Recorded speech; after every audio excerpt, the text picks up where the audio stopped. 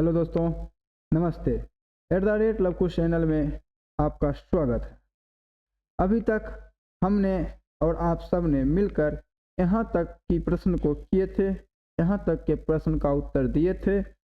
अब आगे अति महत्वपूर्ण प्रश्न को देखेंगे और आप इस सब का आंसर देते चलिएगा। और देखिए अगला क्वेश्चन, इंडिपस कंठा का महत्व किसके सिद्धांत में है? इंडिपस कंठा का महत्व किसके सिद्धांत में है? फ्राडे, युंग, एडलर, कोई नहीं। क्या होगा इसका आंसर? नंबर 1, नंबर 2, नंबर 3 या कोई नहीं? तो इसका आंसर हो जाएगा 1, फ्राडे। नीचे व्याख्या है। आप सब जानते हैं कि अभी तक मैंने जितने क्वेश्चन को कराया उस सब का व्याख्या मैं उसके साथ दे दिया हूं। आप अभी तक उस सब को, मेरा उम्मीद है कि आप उस सब को नोट कर चुके होंगे और आगे भी इस वीडियो को जो देखेंगे उसको नोट कर लीजिएगा। चलिए अगले क्वेश्चन, मार्क्स के अनुसार शोषित वर्ग की समस्या का एक ही समाधान है कि वह संगठित होकर हिंसक क्रांति करे। कथन और कारक की कई क्वेश्चन हम पिछले वर्षों से देखते आ रहे हैं और पिछले वीडियो में मैं आपको बता चुका हूं कि कथन और कारक का क्वेश्चन आंसर जो होता है बहुत पूछता है और इसका प्रैक्टिस अति आवश्यक है। मैं भी अपने वीडियो में बहुत PYQ में करा चुका हूं, आप देख ही चुके हैं। देखिए आगे भी कथन कारक पूछ रहा है, तो इसका आंसर दीजिए। मार्क्स के अनुसार शोषित वर्ग की समस्याओं का एक ही समाधान है, वह संगठित होकर हिंसक क्रांति करे। या नंबर 2 कथन, ऐतिहासिक भौतिकवाद मनुष्य के संपूर्ण इतिहास की व्याख्या की। ऐतिहासिक भौतिकवाद मनुष्य के संपूर्ण इतिहास की व्याख्या की है। तो इसका आंसर क्या होगा? ए सही, 2 गलत, ए गलत, 2 सही, दोनों सही या दोनों गलत? आंसर दीजिए इसका आंसर हो जाएगा सी, ये दोनों सही है। व्याख्या नीचे है, आप इसे नोटिस करिए, नोट कीजिए, याद कीजिए। याद करने की चीज़ नहीं है, प्रैक्टिस कीजिए। जितना हो सके उतना से उतने क्वेश्चन का प्रैक्टिस कीजिए मेरे साथ और स्वयं से। चलिए आगे देखते। 76, प्रतीकवाद के संदर्भ में संगत विकल्प को छांटे। देखिए क्वेश्चन का कैसे बनाता है। प्रतीकवाद के संदर्भ में संगत विकल्प को छांटे। आचार्य रामचंद्र शुक्ल ने प्रतीकवाद को चित्र भाषावाद के नाम से अभिहित किया है। आचार्य रामचंद्र शुक्ल ने प्रतीकवाद को चित्र भाषावाद के नाम से अभिहित किया है।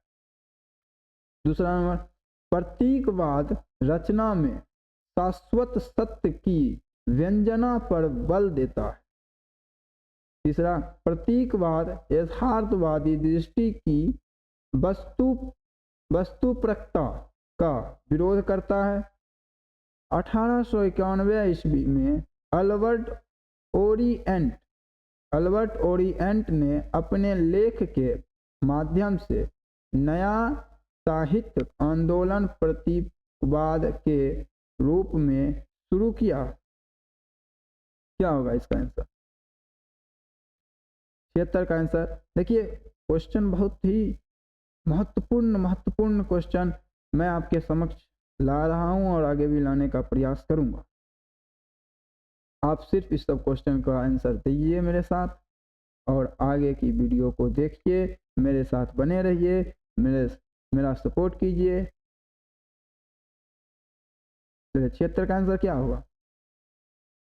इसका आंसर होगा डी नंबर, 1, 2 और 3 कथन सही है। मतलब आचार्य रामचंद्र शुक्ल ने प्रतीकवाद को चित्रभाषावाद के नाम से अभिहित किया है। नंबर 2, प्रतीकवाद रचना में शाश्वत शक्ति की व्यंजना पर बल देता है, प्रतीकवाद में। और नंबर 3, प्रतीकवाद यथार्थवादी दृष्टि की वस्तुपरकता का विरोध करता है। यह तीनों कथन सत्य है, संगत। तो आंसर भी व्याख्या यहाँ है। व्याख्या पढ़ाने में वीडियो लंबी हो जाएगी, इसीलिए हम व्याख्या को नहीं समझा रहे हैं, आप उसे स्वयं से पढ़ लें। चलिए आगे का। रिचर्ड्स के मूल सिद्धांत की परिभाषा में कौन नहीं है? रिचर्ड के मूल सिद्धांत की परिभाषा में कौन नहीं है? चलिए ऑप्शन देखते हैं। कोई भी वस्तु जो इच्छा को संतुष्ट करती है मूल्यवान है। विभिन्न जटिल रूपों में भावना और इच्छा की संतुष्टि की क्षमा मूल्य है। ऐसी कोई भी वस्तु मूल्यवान है जो समान या अधिक महत्वपूर्ण इच्छा को कुंठित किए इच्छा को संतुष्ट करती है। क्या रिचर्ड्स आवेगों की सक्रियता में काव्य की मूल्यवत्ता स्वीकार करते हैं? क्या होगा ऑप्शन, कौन सा सही है? इसका डी नंबर सही होगा। रिचर्ड्स आवेगों की सक्रियता में काव्य की मूल्यवत्ता स्वीकार करते। चलिए अगले क्वेश्चन पे चलते हैं। लगातार मेरे साथ बनकर सभी क्वेश्चन का आंसर दीजिए, अपने आप को मोटिवेट कीजिए। कितना क्वेश्चन आपके कंट्रोल में है उसे देखिए। अगले, अरस्तु ने किस सिद्धांत की चर्चा पोएटिक्स एवं राजनीतिक शास्त्र के ग्रंथ में संगीत के अध्ययन के उद्देश्य के संदर्भ में किया है? अरस्तु ने किस सिद्धांत की चर्चा पोएटिक्स एवं राजनीतिक शास्त्र ग्रंथ में संगीत के अध्ययन के उद्देश्य के संदर्भ में किया है? आंसर क्या होगा? अनुकरण सिद्धांत, विरेचन सिद्धांत। अब देखिए दोनों में कौन सही होगा, केवल वन और टू, केवल टू या कोई नहीं। क्या होगा इसका आंसर? 1 2 या कोई नहीं। तो इसका आंसर हो जाएगा सी, केवल 2। यहाँ व्याख्या है, विवेचन सिद्धांत की चर्चा ट्रेसडी के विवेचन के क्रम में उपयुक्त दोनों यानी पुस्तकों में संगीत के अध्ययन के उद्देश्य से करते हैं। अगले क्वेश्चन, मनुष्य हूँ कविता के विभिन्न पंक्तियों को क्रम में रखे। मनुष्य हूँ कविता के निम्नलिखित पंक्तियों को क्रम से रखे या क्रम में रखें, कुछ भी दे सकता है। रखिए, तीर्ण तरु लता गुल्म भी बहुविध रहे धान की सिंगंध छटा पर कालकूट भी यही पड़ा है उड़द मूंग की निविड़ जटा पर।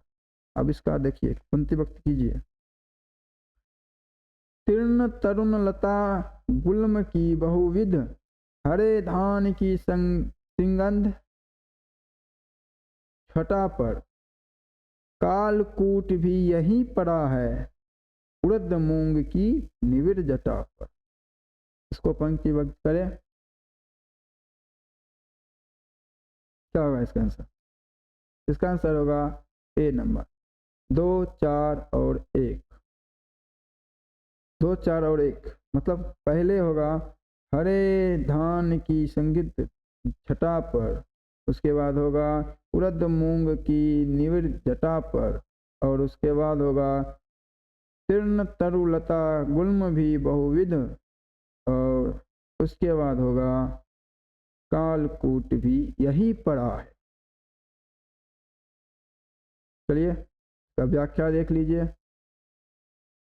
यह कविता नागार्जुन की है, जिसमें कवि स्वयं को मनुष्य के रूप में बताते हैं। इसमें कवि ने समाज स्थितियां का चित्रण किया है। मानव होने के कारण उनकी कल्पना भी कुंठित है। चलिए आगे पढ़ते हैं। उर्दू को कब पूरे प्रांत की अदालत को मिटा देते हैं।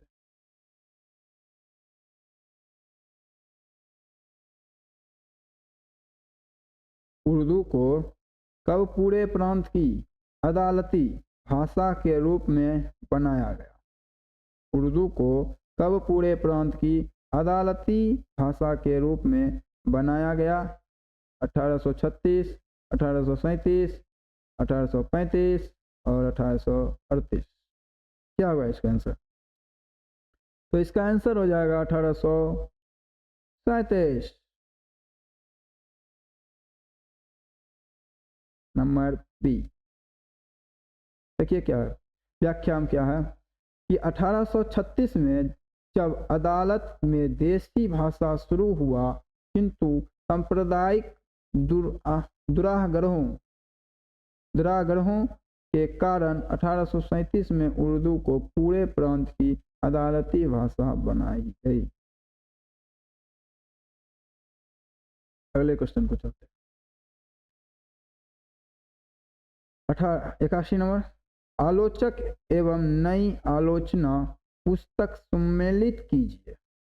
आलोचक और आलोचना दिया हुआ है, आप इसे सम्मिलित कीजिए।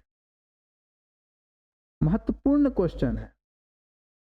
सभी क्वेश्चन आप पढ़े होंगे या अभी तक बने रहे होंगे तो आपको पता चला होगा कि ये सब कितना महत्वपूर्ण प्रश्न है, और इसका आंसर जो बार बार प्रैक्टिस करेगा वही दे पाएगा। चलिए, निर्भर वर्मा प्रगतिशील साहित्य के मानदंड, विजय देव नारायण शाही, प्रेमचंद्र की नीली आंखें, लक्ष्मीकांत वर्मा लोकवादी तुलसीदास, रंगय राघव साहित्य क्यों, और अरविंद जैन नई कविता के प्रतिमान, डॉक्टर धर्मवीर औरत होने की सजा। अब आलोचना और आलोचक को मिलाइए, सम्मिलित कीजिए। तो इसका आंसर हो जाएगा सी नंबर 3, 4, 5, 1, 6, 2। मतलब 1 का 3 मतलब लोकवादी तुलसीदास, उसके बाद 4 ये अरविंद जैन बी का 4 होगा प्लस साहित्य क्यों।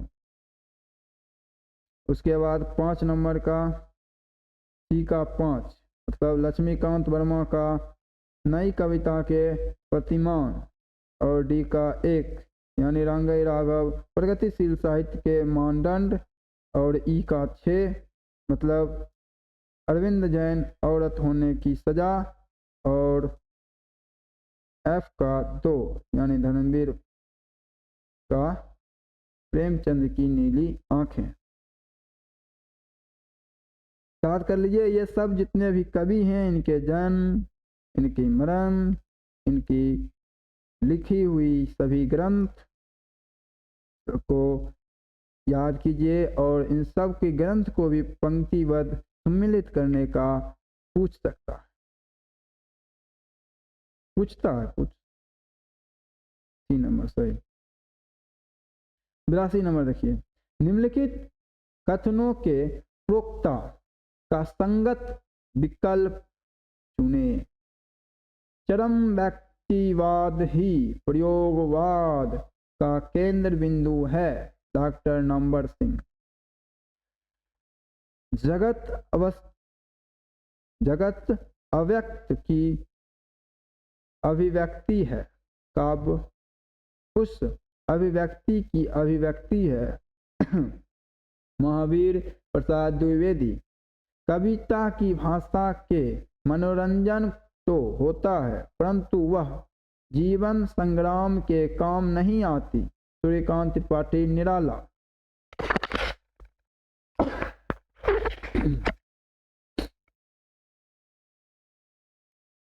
अच्छा कलाकार अपने युग का मुख और मस्तिष्क दो होता है। बाबू गुलाब राय। बताइए इनका कथन कौन सा है? 82। इनका आंसर हो जाएगा बी,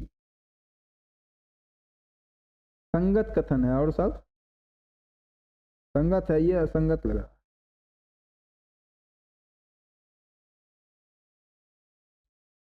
जगत व्यक्ति की अभिव्यक्ति है, काव्य उस अभिव्यक्ति की अभिव्यक्ति है। महावीर प्रसाद द्विवेदी। आइए व्याख्या थोड़ा देख। व्याख्या, जगत अव्यक्त की अभिव्यक्ति है, काव्य उस अभिव्यक्ति की अभिव्यक्ति है। ये महावीर प्रसाद द्विवेदी ने नहीं बोला, ये बोले रामचंद्र शुक्ल।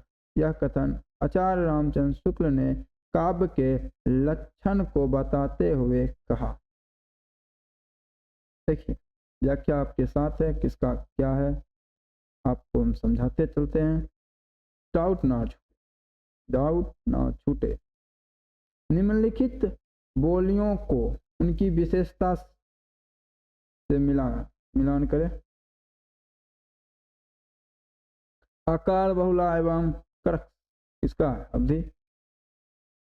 अंतिम महाप्राण ध्वनियों का अल्प प्राणीकरण कौन किया? ब्रजभाषा। संज्ञा का 3 रूप मिलते हैं। खड़ी बोली। पुल्लिंग वचन में ओ के स्थान पर बहुवचन न का प्रयोग कमौनी और ये कनौनी। किसमें कौन सा उपयोग होता है? निम्नलिखित बोलियों को उनकी विशेषता से मिलान करें। मिला है यहाँ लिखा हुआ है। क्वेश्चन अटपटा पूछता। 83 नंबर बोलिए। 83 नंबर का आंसर होगा बी, अंतिम महाप्राण ध्वनि का अल्प प्राणीकरण ब्रजभाषा में। चलिए व्याख्या देखिए। खड़ी बोली आकार बहुला है, इसका अन्य नाम कोसी भी है। कौसी। यह कर्कश है क्योंकि इसके शब्द अकारांत होते हैं। खट्टा पट्टा गया। कन्नौजी के माध्यम का लोप है हो जाता है। जाही जाई, इसमें शब्द के अंत में यदि महाप्राण वर्ण है तो उसका अल्प प्राण हो जाता। अवधि अर्धमगधी अभ्रंश उत्पन्न हुई है। कमौनी में एक वचन आ का बहुवचन कमौनी में ना होता। समझिए व्याख्या के साथ है, देखते चलिए।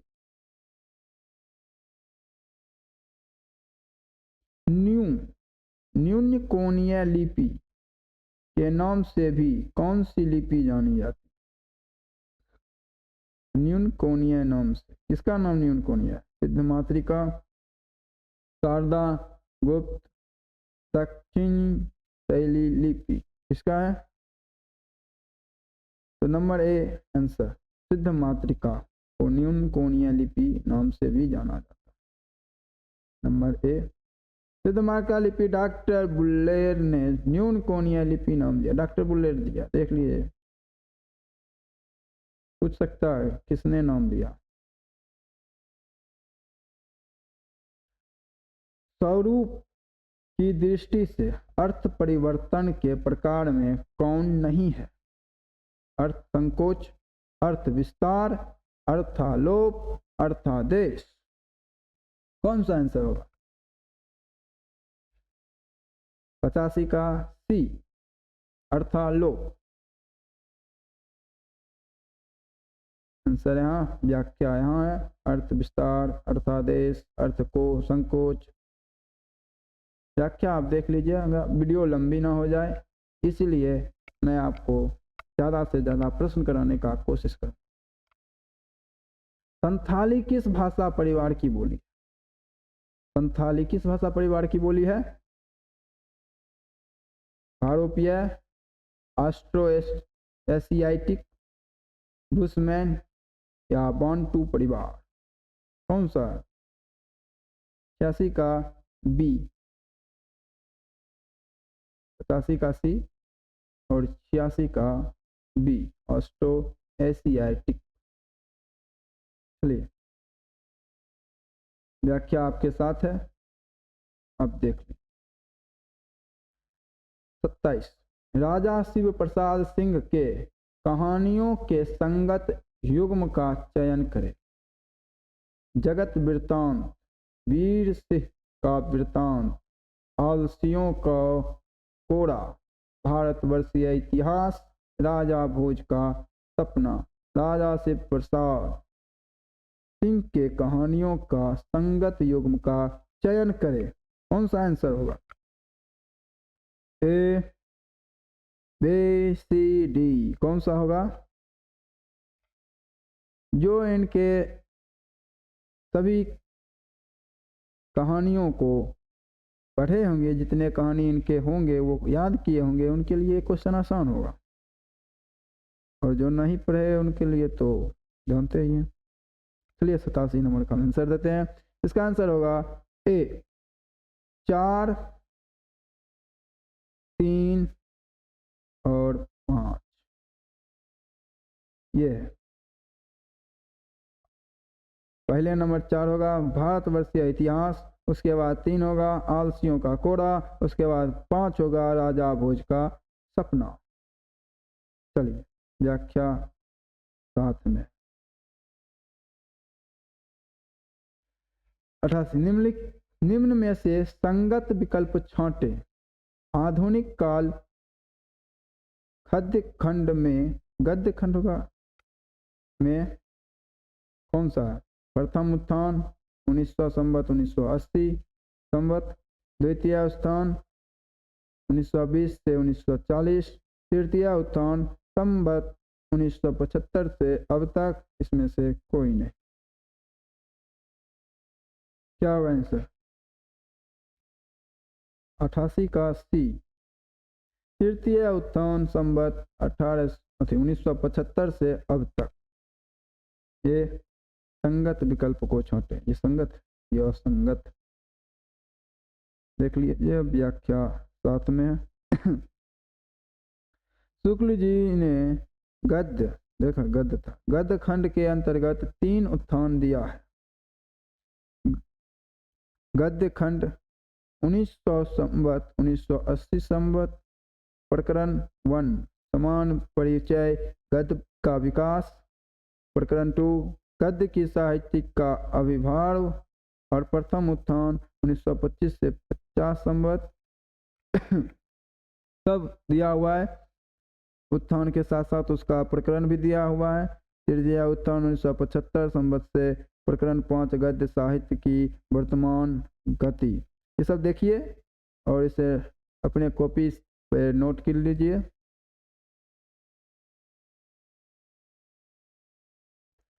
अंग्रेजी की मासिक पत्रिकाओं जैसी छोटी छोटी आसाइकियाँ या कहानियाँ निकाली करती हैं, वैसी कहानियों की रचना किस नाम से वंग भाषा में चल पड़ी थी? बताइए।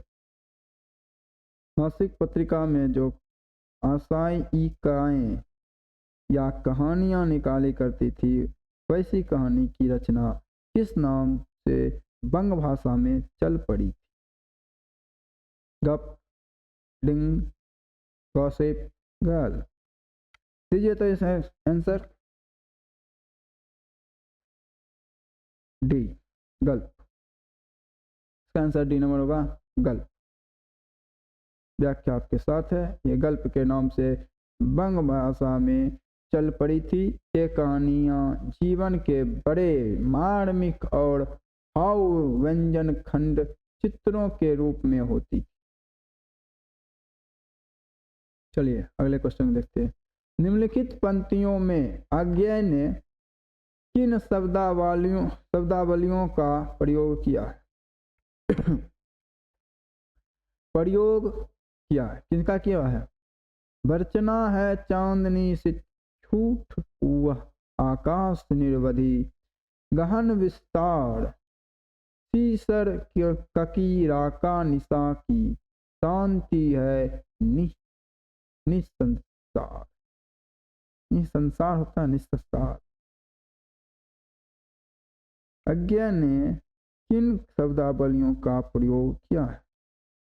प्रयोगवादी शब्दावलियों का, नई कविता की शब्दावलियों का, अकविता की शब्दावलियों का। किसका प्रयोग किया है अज्ञेय ने? आंसर सी, केवल 1, यानी प्रयोगवादी शब्दावलियों का। व्याख्या आपके साथ है, देखते चलिए।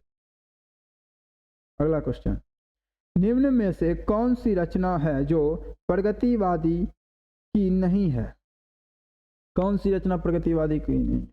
फूल नाम है एक, आत्मगंध, विंध्य हिमालय, विगति या एकांत, व्यक्तिगत या एकांत। क्या होगा? व्यक्तिगत या एकांत। कौन सा रचना है जो प्रगतिवादी की नहीं है? नंबर 91, नंबर डी, यानी 4 और 5। ये दो रचनाएं प्रगतिवादी की नहीं है, प्रगतिवादी कवियों की नहीं है। व्यक्तिगत, एकांत। व्याख्या है। नंबर आगे। निम्न में से निम्नलिखित उपन्यासों एवं उनके विषयों में असंगत चुने। निम्न में लिखित उपन्यासों एवं उनके विषयों में असंगत चुने। 4 दरवेश, विद्या अवस्था एवं संबंधित, चित्रकोबरा, यौन चेतना का उपन्यास, काशी का 80, ऐतिहासिक पृष्ठभूमि, जिंदगी 50-50, अर्थ जेंडर। क्वेश्चन देखते ही आपको समझ आ रहा होगा ये क्वेश्चन कितने महत्वपूर्ण हैं और ये कितने डीप से पूछा हुआ क्वेश्चन। आंसर सी, काशी का 80, ऐतिहासिक पृष्ठभूमि असंगत है। व्याख्या है। काशी का 80 उपन्यास काशीनाथ सिंह का है, जिसका प्रकाशन 2002 ईस्वी में हुआ। यह भूमंडलीकरण से संबंधित है।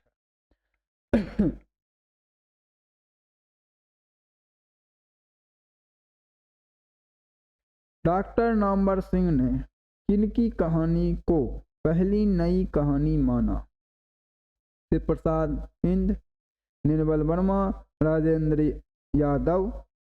नारेंद्र यादव साथ में होगा, राजेंद्र यादव, गंगा प्रसाद विमल। किसको माना है?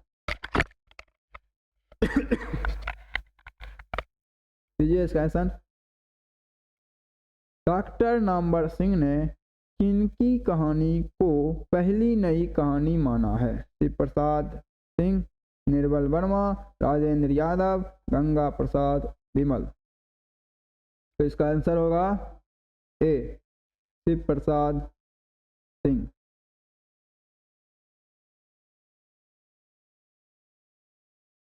नंबर सिंह ने श्री प्रसाद सिंह की कहानी दादी माँ को पहली नई कहानी कहा था। साथ ही उन्होंने निर्मल वर्मा के परिंदे को नई कहानी की प्रथम कहानी संग्रह माना। देखिए व्याख्या के साथ इसलिए दिया गया है कि आपको डाउट ना रहे, कौन पूछा, कैसे पूछा, ना रहा या है, इस सब को समझाते हुए मैं एक लंबी वीडियो ना हो इसलिए व्याख्या के साथ प्रश्न को प्रस्तुत किया है। संस्मरण एवं उनके प्रकाशन वर्ष का गलत विकल्प छांटे। कौन सा गलत विकल्प है? मंटो मेरा दुश्मन 1956, जिंदगी मुस्काई 1954, बीती यादें 1976, आंगन के बंदर दरबार होगा, बंदर वाह 2003। क्या होगा इसका? जिंदगी मुस्काई, बीती यादें, आंगन के बंदर वाह। क्या होगा इसका आंसर? इसका आंसर हो जाएगा बी, जिंदगी मुस्काई 1954। जिंदगी मुस्काई संस्मरण का एक प्रकाशन वर्ष 1953 है। इसके लेखक कन्हैया लाल मिश्र प्रभाकर हैं। मंटो मिश्र मेरा दुश्मन के लेखक उपेंद्र अक्स हैं। बीती यादें परिपूर्ण आनंद की, आंगन के बंदरवार डॉक्टर विवेकी राय का संस्मरण है। देख लिया, सभी ऑप्शन का व्याख्या आपके सामने है, नोट कर लीजिएगा। अगले प्रश्न, निम्न रचनाओं को उनके विधाओं से मिलान कीजिए। रचना और विधा: समय का पांव डायरी, स्मृतिकरण, संस्मरण, युद्ध यात्रा रेखाचित्र, देश देशांतर रिपोर्टजी। कौन किससे मिलता है, मिलान की? इसका आंसर हो जाएगा डी,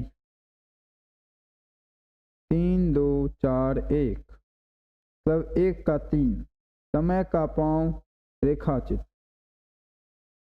और बी का 2 स्मृतिकरण संस्मरण सीधा सीधी, युद्ध यात्रा सी का 1 डायरी, और देश देशांतर डी का सी का 4 है। युद्ध यात्रा रेपोताजी और देश देशांतर डायरी। ओके, व्याख्या विवरण कीजिए। 1962 मखनलाल चतुर्वेदी, स्मृतिकरण 1959 सेठ गोविंद दास, युद्ध यात्रा 1972 धर्मवीर भारती, देश देशांतर 1992 कमलेश्वर। समझ गए? अगले प्रश्न, निम्न रचनाओं को प्रकाशन वर्ष की दृष्टि से कालमानुसार रखें। निम्न रचनाओं को प्रकाशन वर्ष की दृष्टि से क्रमानुसार रखें। मेरी यात्रा, वह दुनिया में, हरी घाटी, रात बीती राह बीती, भोर का सपना। भोर का सपना बहुत बढ़िया होता है। 96 का होगा सी, 2 4 3 1 5, 2 4 3 1 5। समझ गए? देख लीजिए, प्रकाशन वर्ष, लेखक, विधा सब है। मेरी यात्रा 1970 रामधारी सिंह दिनकर, वह दुनिया में 1952 भगवत शरण उपाध्याय, और हरी घाटी 1963, डॉक्टर रघुवंश और राह बीती 1956, यशपाल, भोर का सपना 1993, रामदरस मिश्र। अगले प्रश्न को देखते हैं। निम्न रचनाओं में कौन ग्रामीण चेतना के निबंधकार हैं? कृष्ण बिहारी मिश्र, विवेकी राय, डॉक्टर रघुवंश, अमृत राय। कौन सा होगा? इसका आंसर हो जाएगा नंबर 1 और 2। निम्न रचनाकारों में कौन ग्रामीण चेतना के निबंधकार हैं? ये दोनों ग्रामीण चेतना के निबंधकार। व्याख्या आपके सामने है। कृष्ण बिहारी मिश्र एवं विवेकी राय ग्रामीण चेतना के निबंधकार हैं। कहीं डॉक्टर रघुवंश विचारधारा प्रधान निबंधकार हैं एवं अमृत राय व्यंग्यात्मक निबंधकार हैं। समझ गए? अगले क्वेश्चन। कथन एवं उसके पात्र को मिलाए। मैंने एक अलौकिक वीरता का स्वर्गीय दृश्य देखा है। चंद्रगुप्त। विधान की स्याही का एक बिंदु गिरकर भाग्यलिपि पर कालिमा चढ़ा देता है। विजय। मैंने भावना में भावना का वर्णन किया। कंदर। आवश्यकता ही संसार के तमाम व्यवहारों की दलाल है। मल्लिका कॉर्नेलिया। तो का मिलान कीजिए। चंद्रगुप्त, विजय, सिकंदर, मल्लिका कॉर्नेलिया, ये सब चंद्रगुप्त नाटक से लिए गए पात्र। 98 नंबर, बी नंबर आंसर होगा। बी। 3 1 4 2 3 1 1 4 2।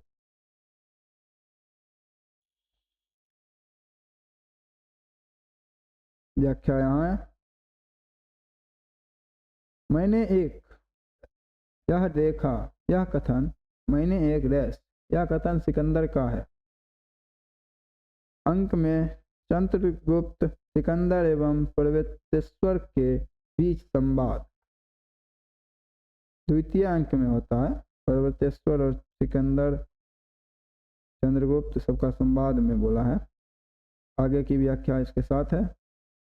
देखिए, मैं भावना में भावना आषाढ़ का एक दिन में है। मल्लिका अंबिका से कह, ओहो अलग अलग है। आवश्यकता ही सिकंदर गुप्त में विजया एवं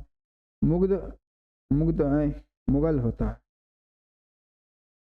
ये बीच का संवाद है। लहरों के राजहंस नाटक के पात्र, विषय एवं गलत विकल्प छांटे। के विषय में गलत विकल्प को छांटें। श्वेतांग, नंद का प्रधान कर्मचारी। अलका, सुंदरी की दासी। मैत्रेय, नंद का मित्र। सांसक, गृह अधिकारी, गृह मंत्री कौन था? चलिए, आंसर इसका होगा बी, सुंदरी की दासी अलका। अभी तक आप जो इन प्रश्नों को देखते आ रहे हैं, इससे आपको यह अनुमान लग गया होगा कि प्रश्न कहाँ से आते हैं, कैसे बनते हैं और कैसे पूछे जाते हैं। इन सभी का व्याख्या के साथ मैंने आपको प्रस्तुत किया है। आप इन सभी व्याख्या को एक बार दोहराएं और फिर से इन सभी प्रश्नों को देखकर और उत्तर दें। प्रैक्टिस बहुत ही इम्पोर्टेंट है अपने इस आगामी एग्ज़ाम जो जनवरी 1 से 19 मतलब 1 से 19 तारीख तक में होने वाली।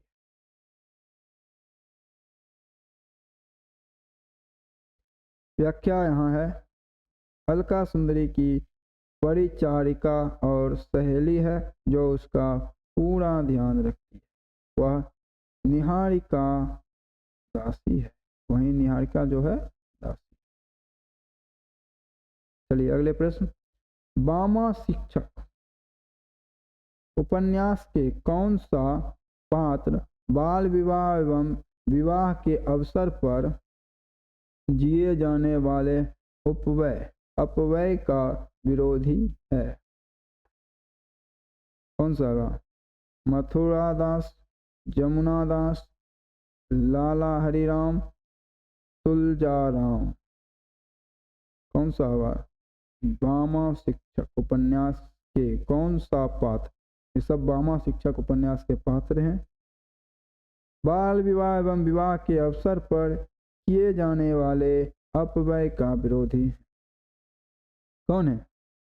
तो इसका आंसर हो जाएगा 1 मथुरा दास।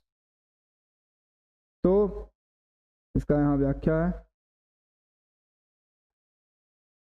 बामा शिक्षक उपन्यास के रचनाकार हैं ईश्वर प्रसाद एवं कल्याण राय, जिसका प्रकाशन वर्ष 1872 है, जिसमें ढाई गांव के जमींदार लाला भगवान दास के परिवार की कथा कही गई है, जिसमें मथुरा दास बाल विवाह एवं बाल विवाह में किया जाने वाले अपथ का विरोधी है।